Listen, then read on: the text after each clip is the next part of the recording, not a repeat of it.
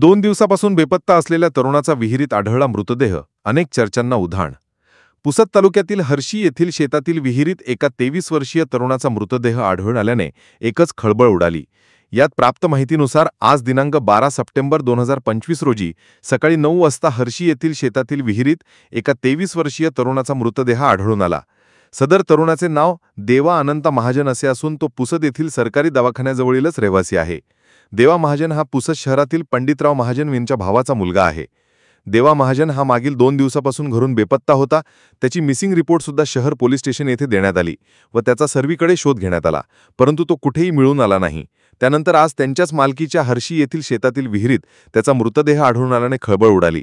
त्यामुळे अनेक चर्चांना सुद्धा उधाण आले आहे. त्याच्या मृत्यूचे कारण मात्र अद्यापही समजू शकले नाही, परंतु देवाच्या अशा अचानक जाण्याने त्याच्या परिवारावर दुःखाचा डोंगर कोसळला आहे.